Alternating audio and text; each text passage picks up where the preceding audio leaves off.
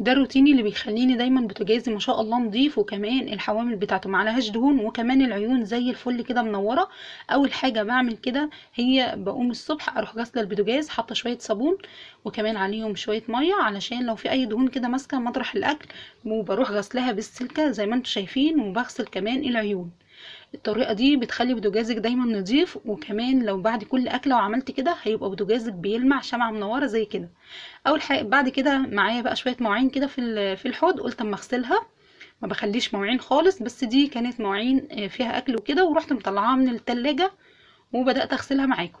بعد كده بقى بمسك السيراميك بتاعي، عامله له شويه خل عليهم شويه ميه وشويه معطر من بتاع الجو، وبمسح السيراميك كده كل المطبخ لحد ما ايديا بالطول، وطبعا الرخامه، وخلاص كده انا خلصت. ما شاء الله، شايفين المطبخ نضيف شمعة منوره. ما تنسوش تحطوا اللايك، ومع السلامه.